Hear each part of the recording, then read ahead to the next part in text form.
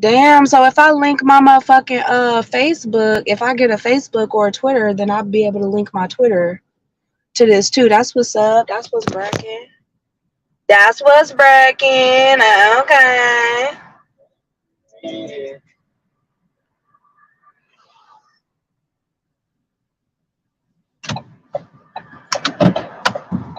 But anyways, yeah, so I'm going to both of my channels. So don't be alarmed. I'm not doing a double live. Well, I am doing a double live, but I want to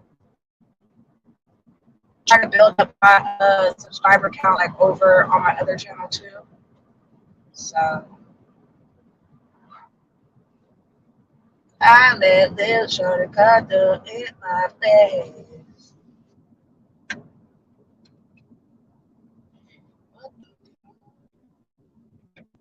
Couldn't keep your love too excited, yeah. Hi, Auntie Layleezy. My bad, I couldn't see the comments. I'm on my other phone. I was just on Auntie Room Shaker panel. I'm not her panel, but on her birthday live stream. Oh my gosh, I cannot believe I got my freaking like I can go live again. Like I thought I couldn't go live until but I was trying to think. I was like, was it a Thursday? Was it a Wednesday or a Thursday? Um girl. Wait, did I smoke it? Oh, it fell out. Okay. I was like, what the hell happened to my little blunt? What happened to my roach? Girl. But what y'all doing? Like, it's getting late, so I just finished Alex's hair. That shit took years. I literally got there at like fucking 5:30, 5:45. And because I braid so fucking slow, and I have never put beads on nobody's hair, not no little cousins, not none of that. So I didn't know what I was doing. So it took me forever to put them beads on there. But he looking cute, you know what I'm saying? He got the Hurricane Chris type of hairstyle. So the back of his hair is like cut in a fade, and just so that the back of his hair don't get matted up and stuff. And you can't really do the back because he can't sit up and stuff. So it's just easier to keep the back of his hair cut. So he got like one of them kid and play type of styles, like how people have like the back of their hair faded, but then the front of their hair long, so they'll braid it down. It's like how Chris Brown had his hair, and a few people had their hair like that. It's cute to me. Um, so I got it like that, and I ended up putting the white glow in the dark beads in there. And the people at the facility, they're so funny. They're like, "Oh my gosh, we love when you come because you always have his hair so cute." And the lady was like, she was like, "Every time you come," it was like four of them that kept walking up to me. They kept coming in the room and like, "Oh my gosh, his hair looks so cute. What are you gonna do to it this time?" And so they was like, every time you come, you have his hair done. And I was like, I try, like I'm learning how to do his hair because his hair got long as fuck. And so I didn't know what to do with it. So I'm very proud of myself. I'm gonna show a picture. I think his hair looks so freaking cute. And I don't have clear beads. I need to get clear beads. Um, but yes, like I did that shit. Because I be feeling like no shade, but a lot of the like, if y'all, I don't know how to say this. I'm gonna just say it. Whatever. A lot of those kids, like 99% of those kids, don't have nobody that comes to visit them.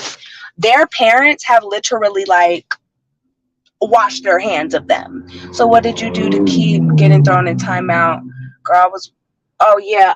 No, I didn't get thrown in timeout. Um, well, we was on Gordo's panel, or like Gordo's channel, and she timed me out.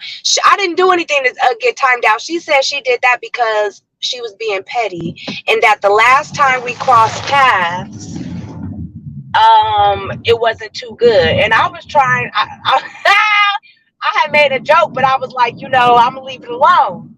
I'm gonna leave it alone. Like, you know, never mind. I'm just leave it alone because we cool. So it was like, what? Like, but then she was like, it's her birthday, whatever. But I was trying to think the last time we crossed paths, and I was like, my joke was, my joke was funny to me. So I was like, I'm not gonna repeat that joke. Like, that is not okay because then she'll get mad.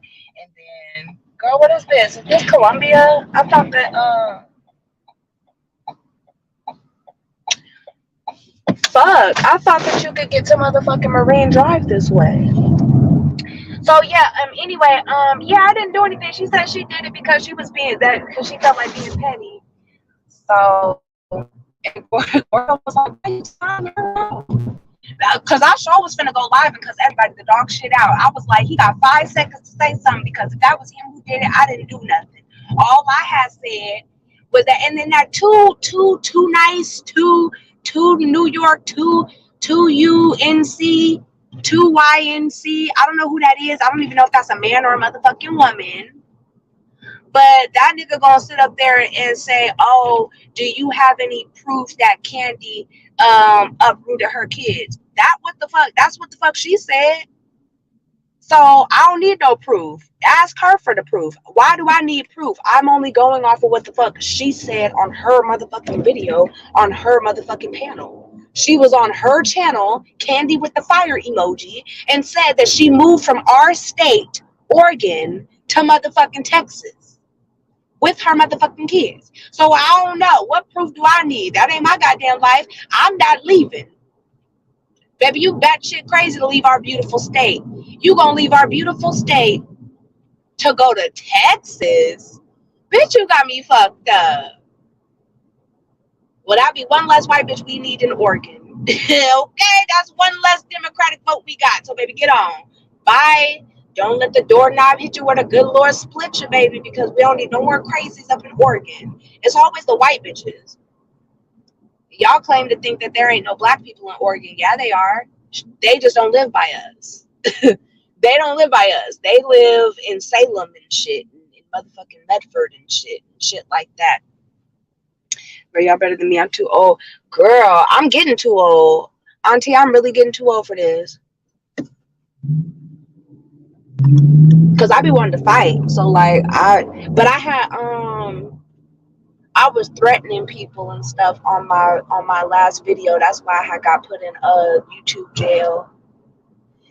But I don't understand how people can threaten me and don't get in trouble. But as soon as I say something, that shit's not fair. I feel like a kid. That's not fair. And then here come one of you sorry motherfuckers. But life's not fair. Fuck out of here. How a bitch can say what they want to say. The motherfucker told me that they was gonna beat my ass and eat my pussy at the same time. I don't know how to take that, so I was just defending myself. But it's okay for everybody else to say what they want to say. But as soon as I say what I want to say, oh, community guideline. Man, that's not keeping no community safe. That is not keeping nobody's community safe. But it's a double standard. I don't know if they favor bald-headed bitches. I don't know. I'm following this man. I am following this man. I damn sure don't know where I'm going. Oh, Lord. What street is this? Ain't this the way to motherfucking Marine Drive? Oh, I hope I'm not hopping on the motherfucking freeway or some crazy shit. What street is this? Oh, I'm over here following this man. I don't even know where I'm going. What street is this? 33rd. I don't know where I'm going. But anyways, so yeah, what was I talking about? Oh, I was talking about how yeah, the kids at the facility, like 95% of them, their parents have totally like washed their hands. They don't give a fuck. They don't visit them. As long as Alex has been there for about 2 months, and all the 2 other times that he's gone to respite, I've only ever seen like 1 or 2 other people visiting. I don't see them visiting no their kids. I don't see them out in the park area. I don't see no cars outside ever, never when I go. I go in the morning, I go in the afternoon, and I go in the motherfucking evening sometimes. So it seems to me that I would have seen some type of parents. Do you know I found out that I'm the only fucking parent that does really anything for their child? And that's why I think they come up to me and they're like, you know, you're such a good mom. Like, we love how you do his hair. You always have him looking so cute. You wash his clothes. You like nobody, like everybody else has their clothes washed by the facility. Alexander is the only person who has his clothes taken off the property and brought back home so they can be washed in fabric softener and OxyClean and everything else. I don't want his stuff washed in the hospital motherfucking washing machine. He's the only person that has his hair done. He's the only person that has custom blankets and fucking Jordans and shit. Bitch, if you jump out in this motherfucking street, I promise you're gonna be flat as a motherfucking pancake, you stupid ass cracker. Sorry. I apologize for that rant and that little outburst. Forgive me. So yeah, like he's the only person.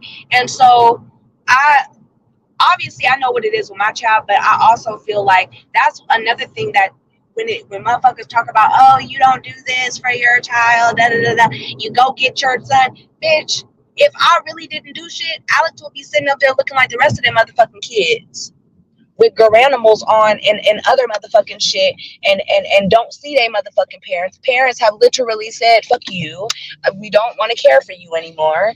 And I'm sitting up here with fucking heart failure. His dad works like a fucking slave. And we're deciding, you know, we're still going to do what's right for our fucking baby because I had him and I can't, something inside of me just will not let me just give him up or just be like, oh, well, you know, he's fucked up. I'll just have another baby. Like, whatever. Like, no. If anything, he's gonna see his sibling. And yeah. And I hadn't been there in like 4 days. It had been like 4 days. Um, Not for really any particular reason. I just didn't feel like fucking going. I just didn't feel like dealing with all that shit. That shit is emotionally taxing and shit to see all those fucked up kids. Like, I hate to say it like that, but like they are fucked up. Everybody there fucked up, including Alex. He fucked up. But the rest of them kids, like them, like at least Alex has love, and you know, at any point, if I call them 24 hours to get his shit ready to bring him back home. Some of those kids have been there for years. They have been there for years. Some of those kids have gotten admitted last year and they are still there. They're never coming home. And I feel so bad. Like, why are you tailgating me when I can't go no faster than the fucking person in front of me? You stupid ass piece of shit. So if I pull out my gun, never mind. Never mind. I'll show you better than I can tell you. You're gonna be real motherfucking upset when I decide to go the speed limit instead of going as slow as the person in front of me. Because if I go the speed limit, you're gonna be mad. You better play chicken with traffic and go past me or something, bitch. Because I don't give a fuck. Exactly. Yeah. Yeah. Lay your fucking ass off that gas pedal, bitch. Anyway, so sorry for that outburst. I was flabbergasted at the fact that some of those fucking kids, like, you don't see anybody coming to see them. And I didn't want to, like, because obviously HIPAA and stuff like that. I didn't want to ask, like, you know, how many kids, like, are just never going home. Like, there was a kid there. I had told you guys about it, like, a couple months ago. There was a kid there that passed away. The kid had been there for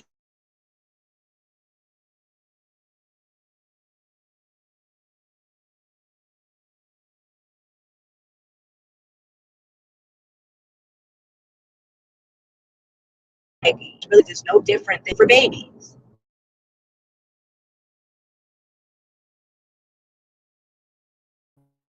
Like, I could do it. Even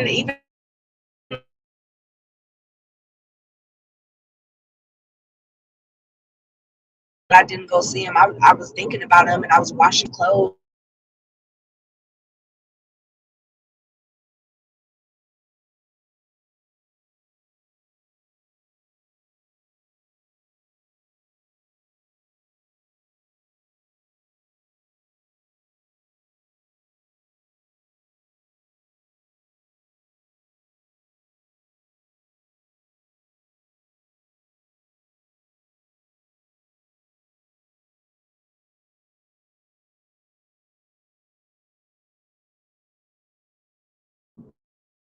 he definitely is me, and that's the only thing that I could ask for. Like, that's a good thing. So I noticed his breathing and his heart rate went down when I like set him on my lap and I was like cuddling with him and stuff. And it's really nice that like, cause he's the youngest baby there. Like everybody else, all the other kids are like 5, 6. Then they have like, they have adult kids. Well, I mean that's like a misnomer, but like you can stay there forever, really. But a lot of our kids are not going to live for a really long time. Like that's just the reality of the situation. Is that cerebral palsy and a lot of these muscular disorders are progressive. Just like my heart failure is progressive and it's considered a terminal illness, it's not going to get better. It's progressively going to get worse. And the only thing that you can do is kind of, help them be comfortable. I mean, it's just the situation that we're in. And I felt bad, but not really. Um, when he was still in the hospital, I inquired about life insurance, and we both have life insurance. I don't think it's a bad thing to have life insurance on your child, especially if you know that they have some type of condition that is degenerative or progressive or something. Obviously, God has the final say, but you just never know, and you don't want to be stuck with those type of not really burdens. But obviously, life insurance helps a lot of things. So, I mean, but who the fuck wants to even think about having life insurance on their child? But the Gerber plan is a really good plan to have. We had it. We actually had a different type since he was born because I wanted to use it like for college and stuff. Like he can borrow it. He was going to be able to borrow against it. But we upgraded the plan, and he was still able to keep his life insurance even though he developed a condition. He pretty much wouldn't. My deductible, I mean, my premium is high as a motherfucker. Like, I pay about almost $300 a month for my fucking life insurance, but I would rather pay $300 a month for, and I have 100,000 in life insurance. But I pay that much because I have life insurance, private and through his job and stuff. So, we try to, keep our stuff like together, but that was something that I thought about. Um, yeah, it was sad, like when the kid had passed away a few months ago, because I passed by that kid's room like all the time. It was a little girl. Well, she wasn't little; she was like 13.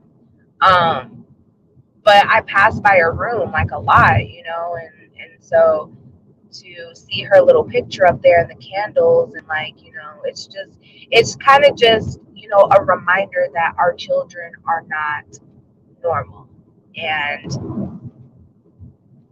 those are the types of things that you might deal with when you are a parent in my shoes. And it doesn't matter what the fuck you raggedy bitches say. It doesn't matter what narrative you try to spin. That boy has more love than a lot of those kids have ever had. And we're riding for him until his last breath or until mine, whichever the fuck comes first. And I have the gift of being able to talk shit to you raggedy ass bitches and be a good mother and take care of my family the way that it needs to be done. I would love to see a lot of these bitches walk a week in my fucking shoes. First off, we're not really walking too far because baby, we get out of breath. So baby, these shoes come without a breath off tops. Baby, you wouldn't even be able to walk in my shoes because I can barely walk in my motherfucking shoes. Shit, I'd be out of breath. So I know your ass gonna be out of breath. I have to pat myself on the back because you cannot like look for society or look for people to give you your brownie points or to give you your roses or your flowers. As long as his dad is like, this is why I wanted to have a child with you, because you are an amazing mother and I love what you do for our family. That's the only people I give a fuck about. The nurses and stuff. Because when the nurses see me, they like, go girl, like you always have him looking cute. We love when you do his hair. He's so cute. He's such a happy baby. He's always smiling. Like those are the types of things that I'm proud of. And I have to pat myself on the back. Because if I don't, I'll be feeling bad about myself. Like as much as I do, I always feel like I should be doing more. Like, why am I not this? Why do I not have that? Like in social media will have you feeling real fucked up about your life. Watching these mommies makes me sad because I feel cheated out of a lot of the experiences that I would have had as a mother. And the fact that some of these bitches take for granted the experiences that I will never have. You're disgusting, and I hope your fucking leg falls off. Like, I hope you catch green in your fucking pinky toe. Like, that's really what I hope. Like, I literally hope you get a paper cut that never heals. Like, I barely like going to parks or anywhere where there's children because I just be sitting up there like,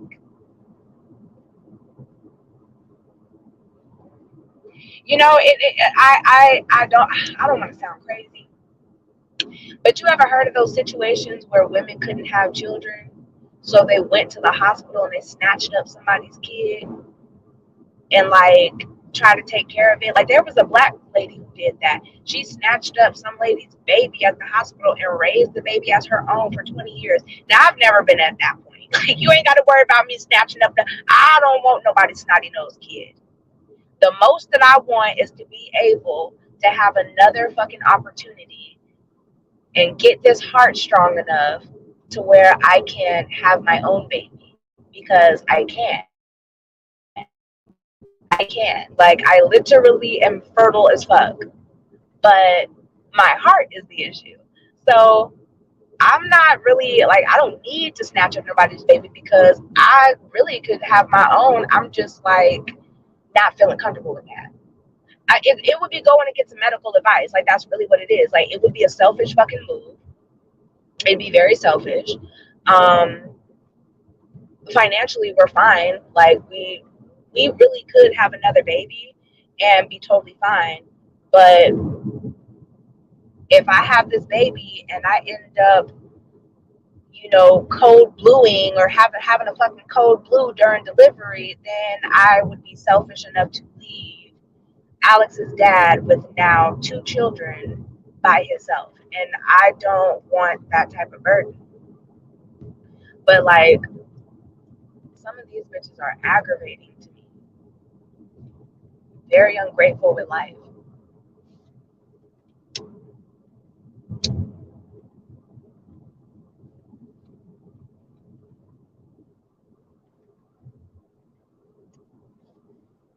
That shit crazy. But yep, he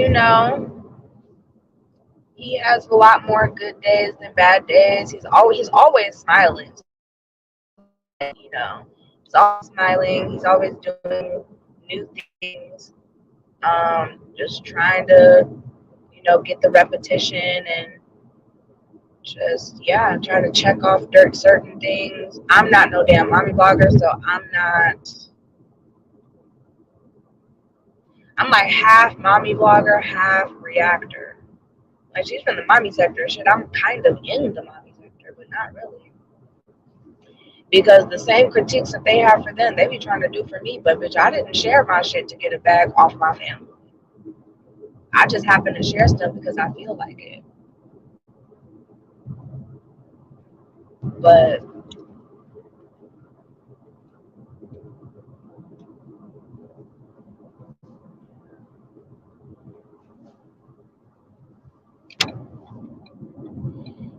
just hug and kiss your kids.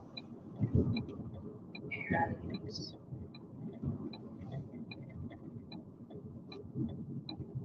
I mean, I know that a lot of us aren't like that, but No, don't be a parent that is just totally willing to throw away their fucking child because the child is not up to your expectation. But I would be lying if I said that if if the fucking devil, because I'd be the only person that would be able to make that proposition. If the devil was to walk up to me right now and be like, "I'll trade your soul to take him back to the day before his brain injury," would I do it? That's a fucking hard one. Because a human body is only a human body. A human body is going to disintegrate. A soul is forever. So even after your body goes away, your soul is still there. So I would be suffering with this deal and that proposition long after Alex's body has already faded the fuck away, which makes me always say no. Like, but I'd be a lying ass fool if I said that I didn't think about like was a grief after his brain injury, because it was like a death. It literally, like, it was like a death to me. And I'm still going through my stages of grief. I bounce in and out of anger and resentment and I'm always bouncing in and out of those ones. But when I was in my phase of bargaining, I was bargaining hard. I think I was praying harder than I've ever prayed in my life, which is kind of fucked up because you only pray when something goes bad. Everybody was praying. And then it made me feel like, well, bitch, if everybody praying, first off, why would God even let this happen if he was real? It really just changed me. It really changed me. I don't really trust shit. I don't really believe in Jesus like that. And I was so sick of motherfuckers talking about, well, Jesus, like, oh my God, get the hell away. This is the same Jesus who allowed a fucking angel of death to kill all the firstborn males of motherfucking Egypt. This is my firstborn son, and he's a male. So, bitch, is this the motherfucking curse of Ham or some shit? What's really what's really going on? Like, I don't have time for this. But yeah, I was going through my bargaining phases. Like, God, please, like, if you just like let him be normal again, I promise you, like, you could just take my life. Like, just fucking kill me so that he could be normal. Like, that shit didn't happen. You are not gonna get that one. That bitch, I was over there like Ray J. If I had one wish, my son would walk again. He would eat chicken again. He would go play with his friends. If I had one wish, he would say I love you. He would call mommy too. He would say daddy too.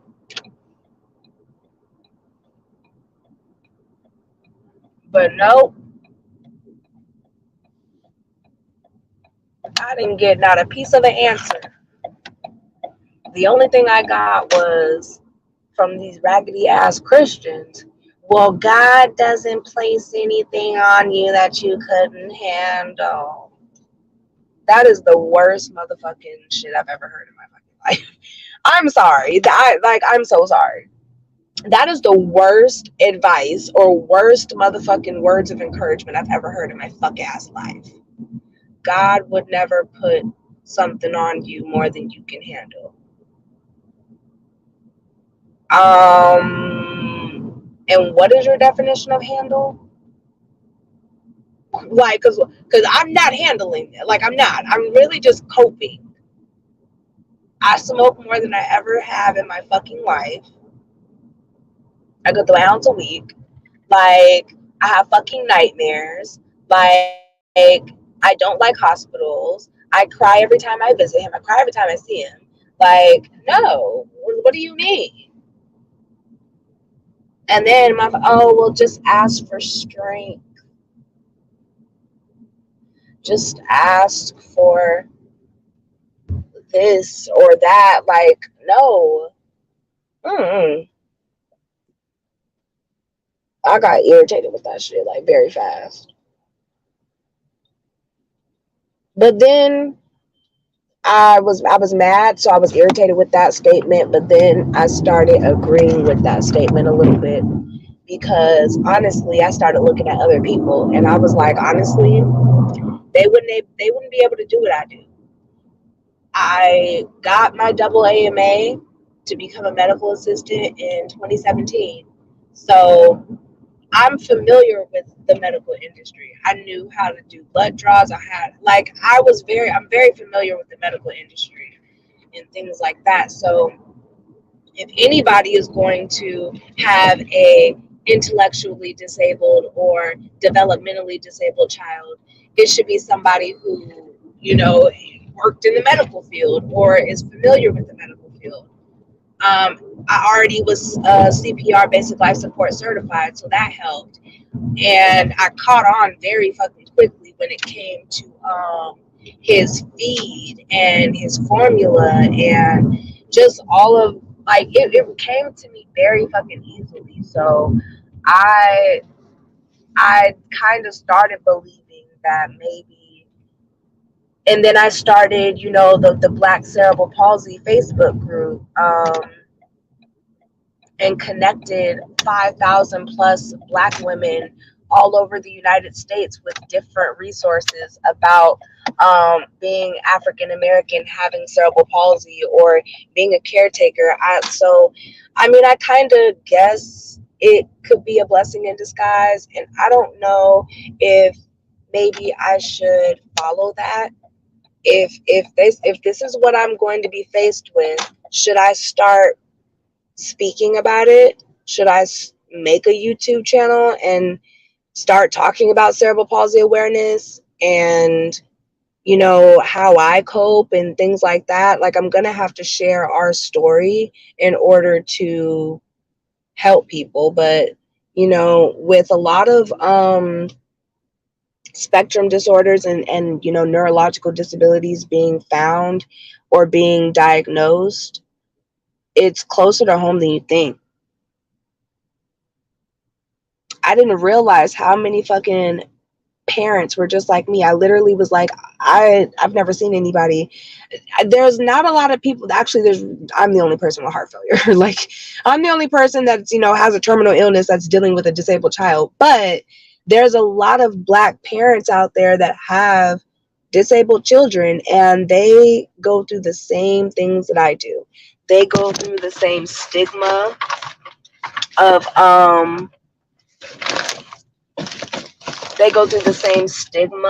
being in the Black community and being frowned upon. Oh my God. What can I for you? Hi, can I get let me get a McDouble with no ketchup or mustard, a small fry, a McChicken, a medium fry. Also, can I get a barbecue sauce packet and a ranch packet?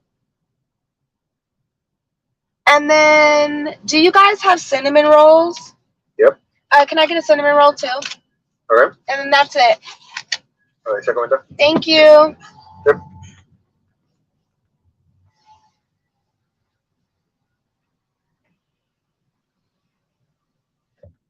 So I'm gonna bring something to eat too. But yeah, I think that's why I spoke about it on here, because I have a lot of people who came from Facebook and started following me on here. So sometimes I get embarrassed because they're like, what was all that on YouTube? Like, I came over for the cerebral palsy stuff and I didn't see anything for like a few days. I'm like, girl, like, I have not been talking about, I've been cussing toes out. But I don't know, like, it's crazy that there's a lot of fucking people who are just like me, and I'm just like you, you're just like me. Like, that's nice. It's cool. A lot of beautiful families. There's a lot of single mothers that have children with cerebral palsy, which is absolutely amazing to me, because I don't know how the fuck I would be able to do it. I couldn't imagine. But, you know, they talk about having in-home nursing and, you know, things like that. It's a very helpful place. And, you know, I don't know. I feel like if I was to dive headfirst into it, I would have to either have a complete channel that is disassociated from any sector, any beef. Like, I literally wouldn't be able to share my fucking link or anything on any of my pages. Like, it would literally have to be like a separate life, because y'all motherfuckers are gonna end up getting hurt if you fuck with the wrong people. Like, if I make some shit revolving around African American parents and cerebral palsy and that shit takes off like I think it is, y'all cannot do what you do to me. That shit's gonna be out the window. And honestly, I feel like that shit is a bit more lucrative because there's really no way for it to be blocked or banned or age restricted or anything like that. So it's just like, I would have to disassociate my shit.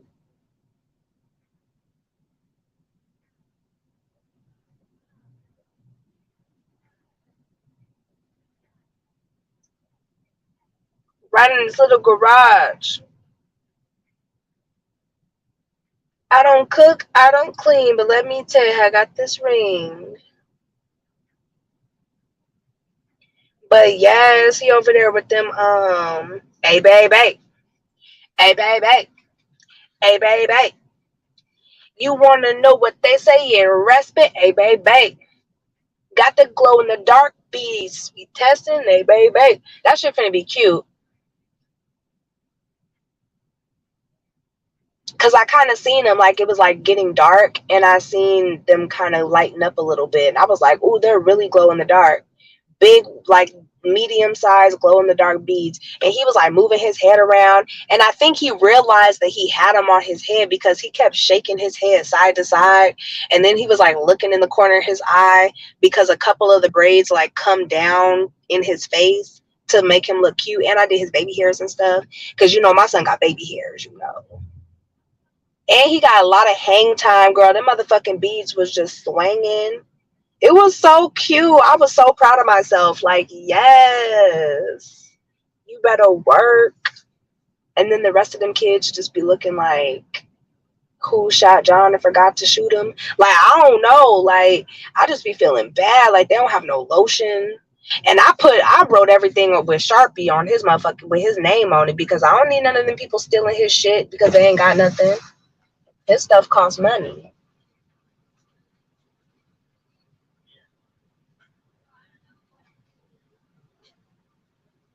$10.75.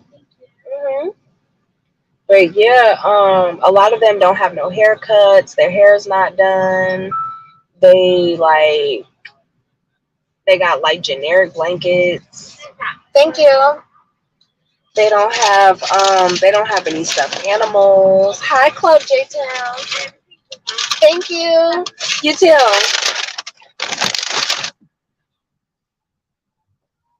Everything better be up in there, girl. Because I really hate fucking with y'all hoes. But yeah, a lot of them kids, and like, I donated a lot of his old stuff to them, like, just in case they had like, well, like toys and shit like that. It wasn't a lot of clothes because he's the youngest kid there, but it was toys and stuff like that. Like, I didn't see not their freaking motherfucking teddy bears. Like, they only have like one or two teddy bears. Man, Alex got all these teddy bears like surrounding his little bed or whatever. And then on his birthday, his grandma got him a Paw Patrol Build-A-Bear. So it has like the cop outfit and everything. And then the message inside, the bear says, hi Alex, happy birthday, grandma and grandpa love you, or something like that. It's so cute. And so I don't know why the fuck she got a custom bear with the, because on the bear, like the uniform, it says Alex, like the name badge, so it's implying that it's Officer Alex. I don't know how I feel about that, but whatever, I'll let it slide because it was cute. And so it was cute, but I didn't take that. That shit is at her house. I told her keep it there, like just keep it there. I'll bring it home when he come home or something, or I'll just bring it home and keep it home because I'm not taking none of his good stuff there. I only took one pair of Jordans there. The rest of his stuff is at home. You are not gonna you are not, no, they're not gonna steal my baby shit. So that was that. And yes. I mean, that to me, that's just like the biggest thing. Like, a lot of those freaking kids, like, don't have anybody. Like, and at this point, I have gone there long enough. Alex has been there long enough for me to see a routine. They know when I'm coming. They know me by name. They literally used to like I had to push the button to get in. Now when I press the button and tell them that I'm there to see Alex, they just automatically open the doors and just let me walk in. I be walking through that motherfucker. I be walking through like straight to his room. One day I walked behind the thing. It wasn't the nurse's station, but it was like this little desk area or whatever. And one of the ladies was like, she was like, "Oh, I thought you were Allison," because there's this black nurse named Allison. And she's like, "Oh, I thought you were Allison. I always think that you work here." Like, girl, I be having gloves on and stuff, and I'll tell them that I don't need their help because, you know, like they got shit to do. Like, girl, take a break or whatever. Like, I'm here, and so I'll change his diaper, stuff like that, whatever. But girl, I'm sure if I applied for a job, they would love to have me there because I know what the hell I'm doing. Shoot.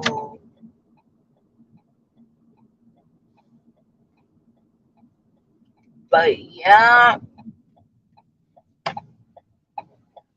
I do feel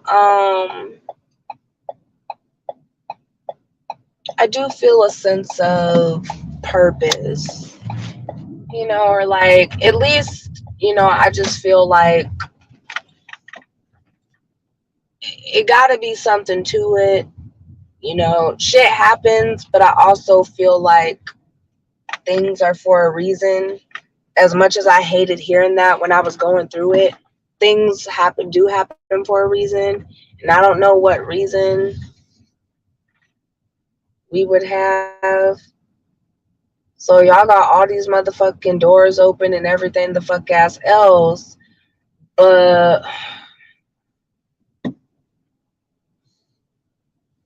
can y'all move that junk ass motherfucking car? Like, what is y'all doing?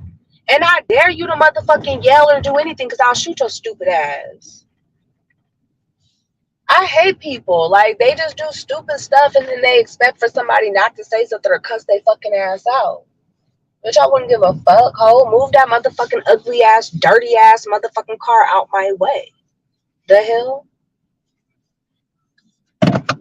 Shit, bitch. Before I call the motherfucking neighborhood patrol. I should call them. Fuck it. I'ma be a fucking Karen. A little cop car, and they gonna tell that junk out the motherfucking way. That's what they're. Now, Karen, they white, so don't worry about it. Teeth, it's not like they're black or anything.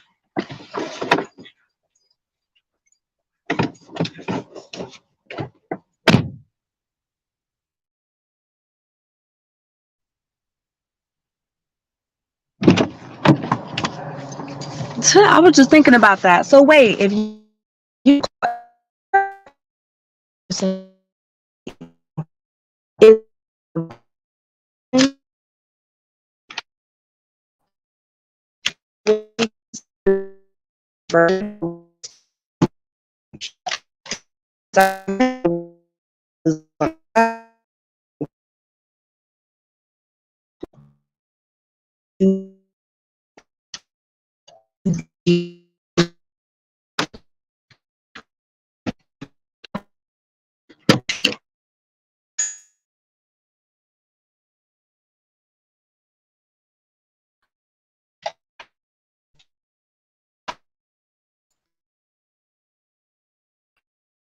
think maybe you would be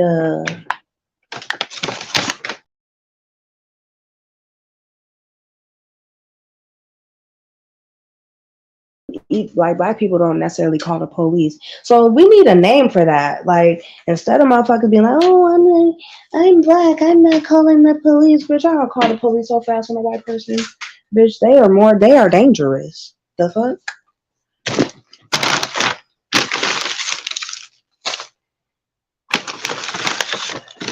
Oh, yeah.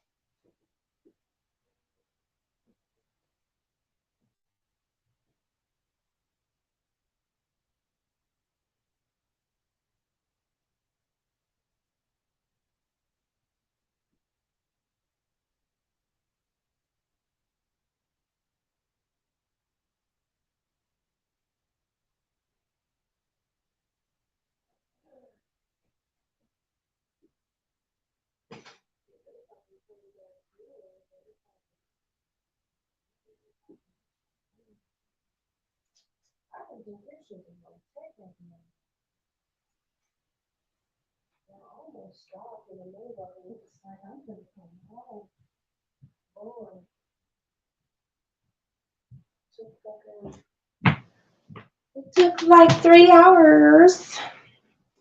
But yeah. So I don't know.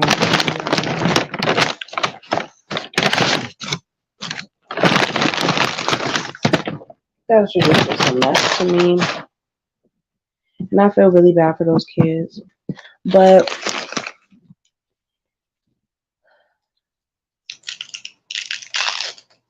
you know, can't save everybody, I guess. Anyways, y'all, I'm about to watch TV and eat my food. So I shall talk to you guys later. Have a great rest of your day or your night.